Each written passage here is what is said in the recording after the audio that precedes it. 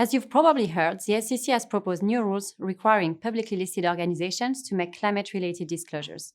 If you work for a financial institution in the US, you'll need to comply with these rules when they've been refined and come into effect. For instance, this means publishing your company's greenhouse gas emissions and disclosing climate risks that could have a material impact on your business. You need to get ahead of these proposed regulations by adapting your business so you can mitigate risk and realize the opportunities presented by the energy transition. So what should you focus on as you prepare to comply? We've reviewed the SEC's 500-page proposals and identified the key takeaways. First, begin by understanding how climate risks impact your business and operations and how your business and operations impact the climate.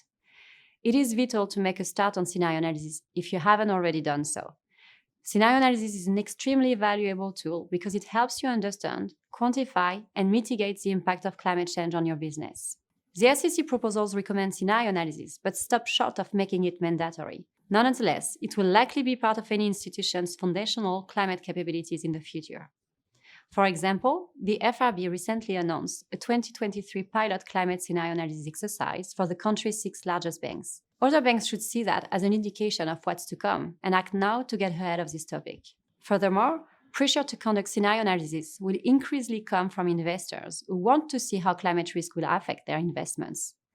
You need to think about which scenario is the right fit for your business, how to embed scenario analysis into your operating model, and how to refine your approach as data on climate risk improves.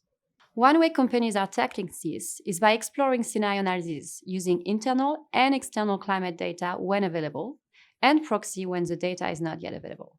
For example, where private companies haven't reported climate data. It's also worth engaging with counterparties directly to get access to their data. This can be part of a broader counterparty engagement strategy, which includes assessing the credibility of counterparties' transition plans.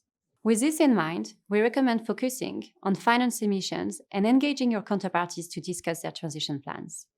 As a financial institution, your carbon footprint mostly comes from your finance emissions, which are the emissions produced by your counterparties.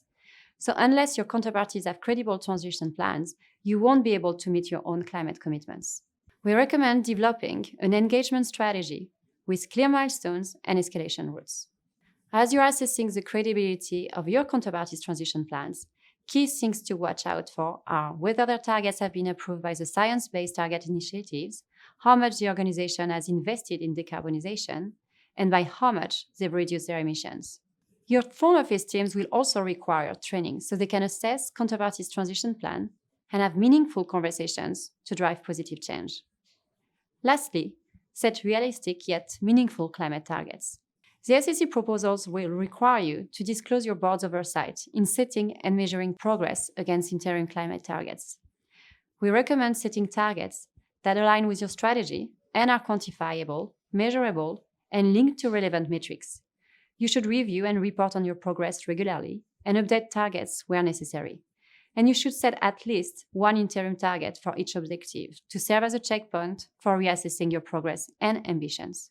Focusing on these 3 areas won't just help you comply with the SEC proposals and meet your climate goals. It will also help you protect your business from risk and help you to realize the opportunities arising from the energy transition.